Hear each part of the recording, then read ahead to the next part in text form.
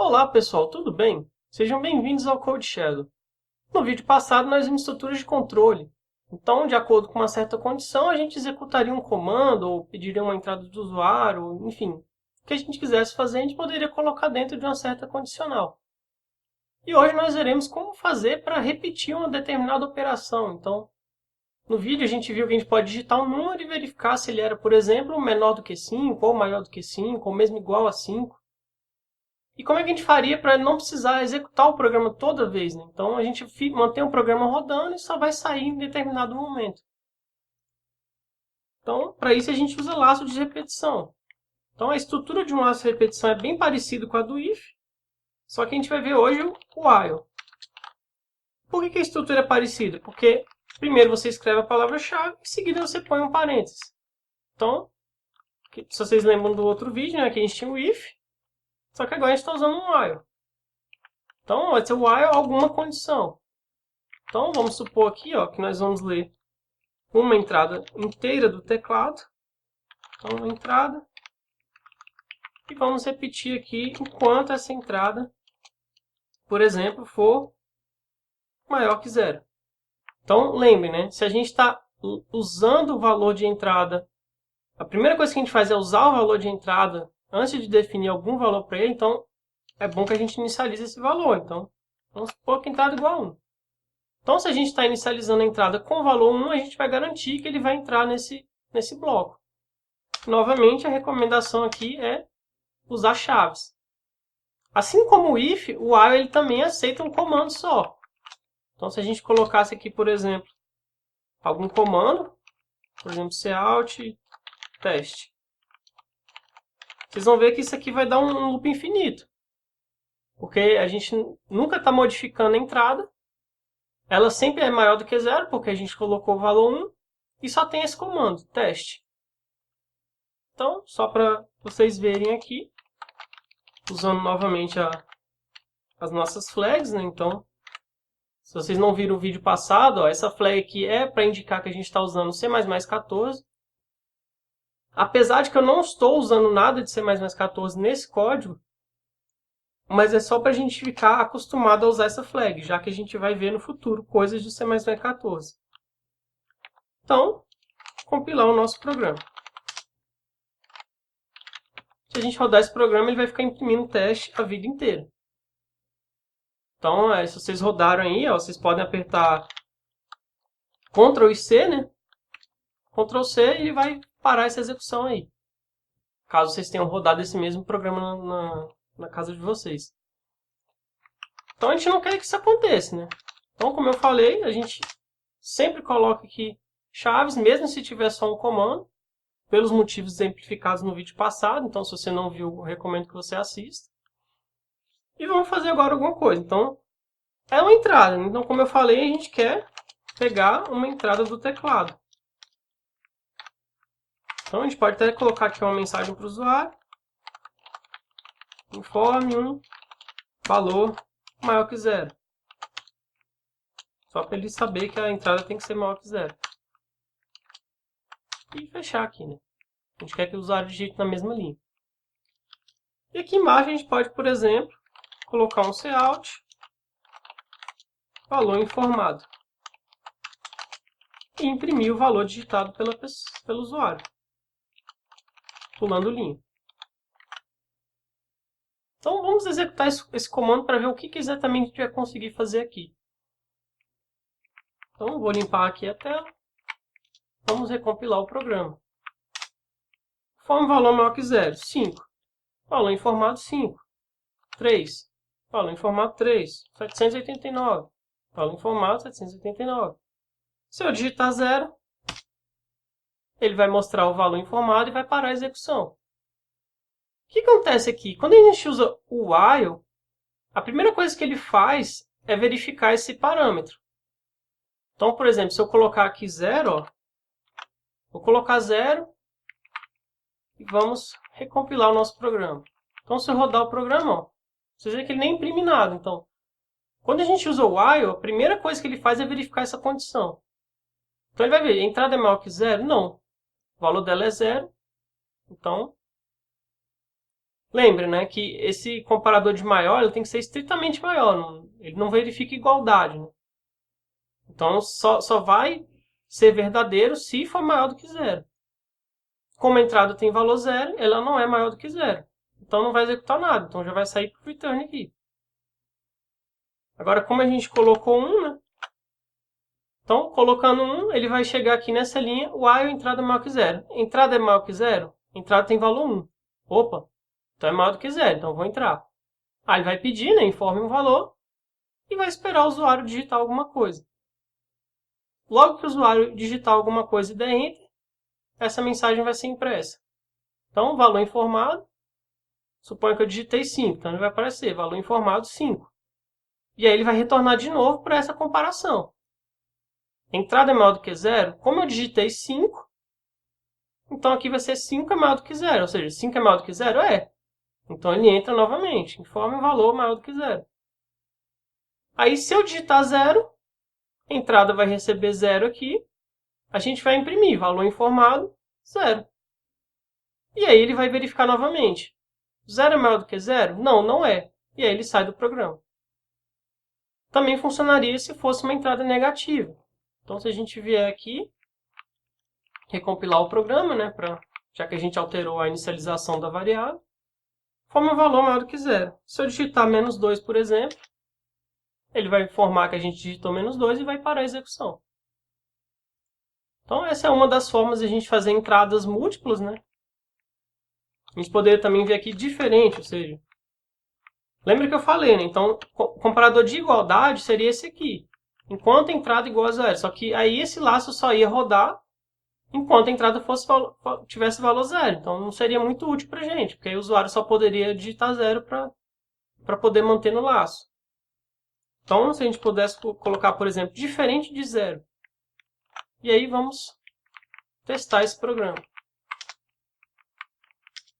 Forma um valor maior que zero. 6. Ah, sim, eu não alterei a nossa string, né? Então, já que a gente mudou as condições, informe um valor diferente de zero. Então,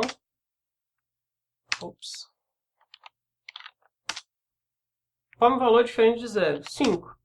Valor informado 5. Se eu digitar menos 14, valor informado menos 14. 999. Beleza. Agora, se eu digitar zero, ele vai imprimir o zero e vai sair. Então, é bom, tem que sempre lembrar disso. No while, essa condição ela é verificada primeiro e depois os passos internos são executados. E ao final da execução desses passos, ele confere de novo essa condição. E aí executa novamente. Confere, executa.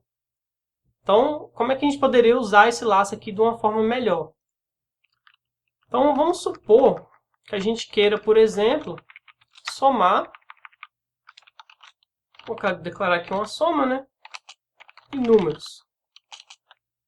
Vou inicializar ele com 1. Então, o que a gente quer fazer? A gente quer, por exemplo, somar aqui os valores, por exemplo, de 1, 2, 3, até 10. A gente quer somar os 10 primeiros números maiores do que 0. Como é que a gente faria isso? Ou seja, a gente está somando 1, 2, 3, ou seja, a gente passou o primeiro passo, a nossa soma tem que ser 1. Passou o segundo, tem que ser 3. Passou o terceiro, tem que ser 6, né? Porque a gente está somando esses números aqui. Então, assim, a gente vê que a gente tem essa progressão 1, 2, 3, ou seja, o que acontece se eu fizesse, por exemplo, isso aqui? Então, esses números aqui estão sendo inicializados com 1, enquanto números for menor ou igual a 10, por exemplo. A gente quer somar os 10 primeiros, né? E aí, o que a gente faz aqui dentro? A gente pode, por exemplo, imprimir esses números. Então, a gente imprime o valor atual de números. E em seguida, o que a gente pode fazer? A gente pode fazer números igual a números mais 1. E aí, vamos ver o que acontece aqui, né? Então, compilando o programa novamente. Claro, ele vai avisar aqui que a gente não está usando essa variável soma, né? Eu declarei ela, mas a gente não está usando. Só para vocês ficarem ligados, né? E a gente roda. Só que a gente já viu um problema, né? A gente não deu nenhuma quebra de linha, nenhum espaço, nem nada. Então, se a gente quiser ver essa saída melhor, a gente pode, por exemplo, dar uma quebra de linha. Então, eu vou tirar também essa variável soma, que a gente não fica vendo aquele warning. Então, recompilamos o programa, executamos. Então, ele está passando corretamente. 1, 2, 3, 4, 5 e até 10. Então, a gente agora garantiu que esse laço aqui ele passa por todos os números que a gente tem interesse. E a gente pode agora fazer nossa soma. Só que antes de fazer isso, eu quero lembrar para vocês que a gente pode reescrever esse trecho aqui. Afinal, está meio prolixo, né? A gente está fazendo números, é igual a ele mesmo mais 1. Existe outra forma de escrever essa operação, que é com esse operador. Ou seja, o que significa esse operador? Você pode pensar que ele está adicionando uma variável. Ou seja, a gente está adicionando a variável, isso implicitamente quer dizer que a gente está modificando ela. Então, a gente está modificando essa variável adicionando uma unidade. A outra forma que você pode pensar é que é equivalente à expressão anterior, né? Ou seja, se você vê um mais igual, significa que é o valor dessa variável somado a 1 que você está atribuindo de volta para ela. Então, as duas somas você vai ver que vai funcionar. Então, recompilamos nosso programa e rodamos. Então, temos o mesmo resultado aqui. Ainda existe uma outra forma. Como a gente está somente adicionando 1, adicionar 1 normalmente tem o que a gente chama de incremento, né? Então, a gente pode trocar isso tudo aqui por esse operador mais mais. Então, se eu fizer números mais mais, ele vai fazer a mesma operação. Ele está incrementando a variável em uma unidade. Então, se vocês verem aqui, ele está incrementando corretamente. A outra forma de escrever isso aqui seria colocando na frente. Isso aqui seria o que a gente chama de pré-incremento. Então, vamos dizer também que vai dar o mesmo resultado.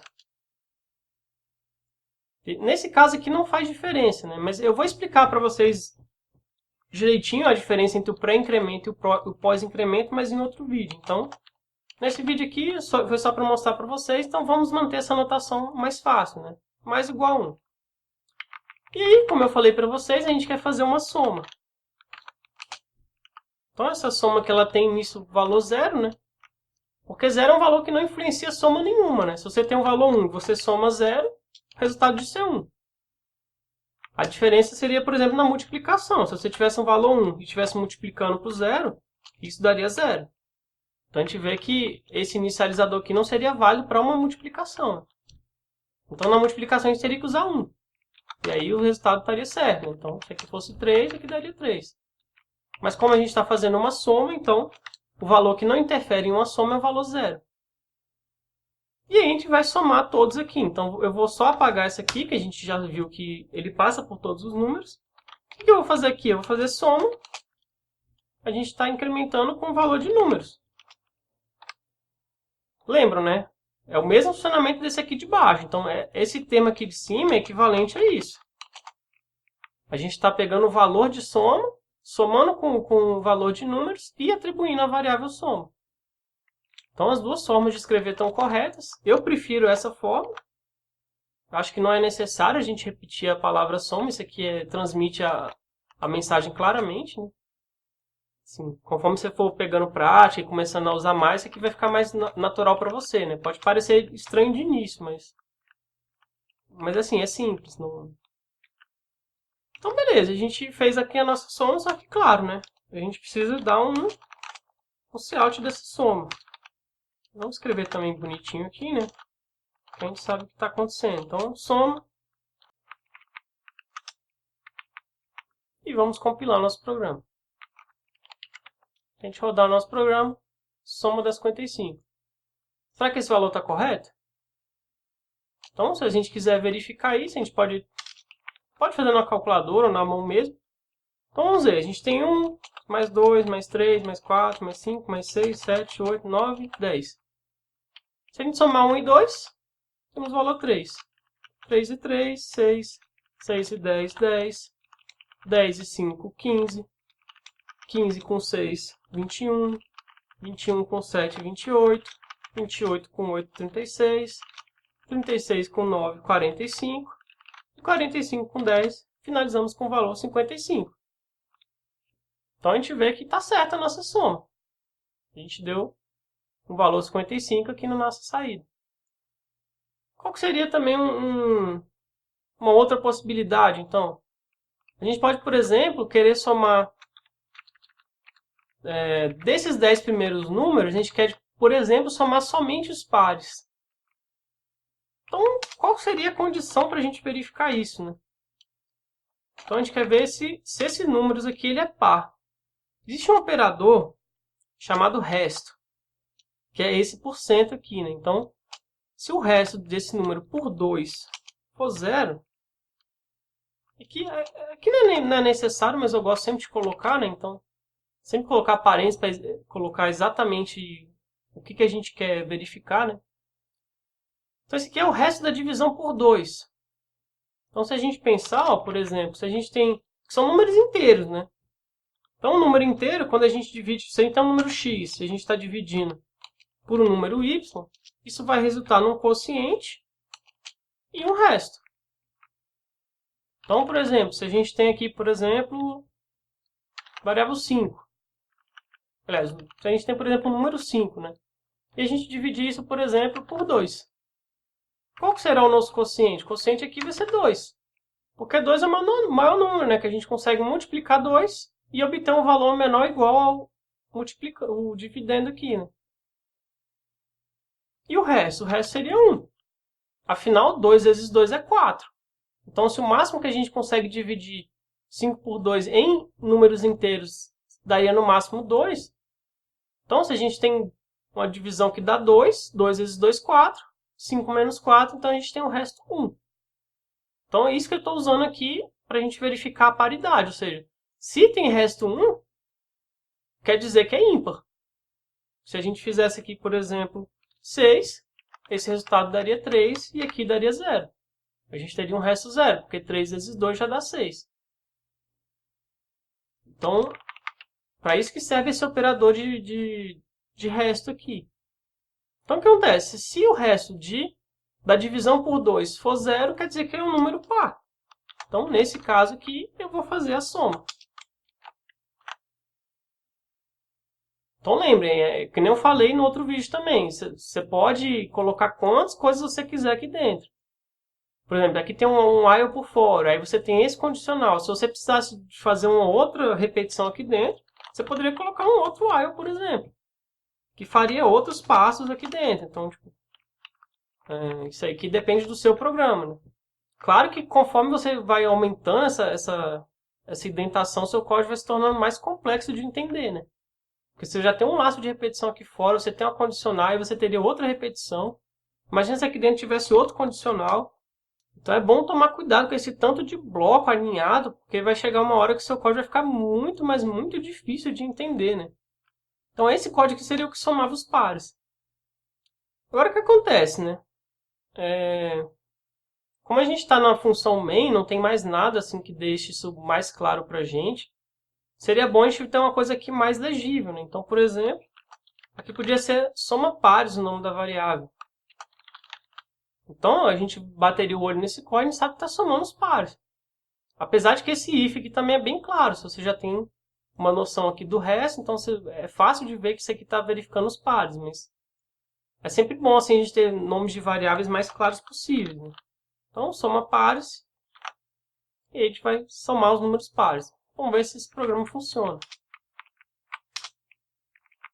A gente rodar, soma 30. Então, novamente, vamos testar o programa. Então, a gente tem 2, 4, 6, 8 e 10.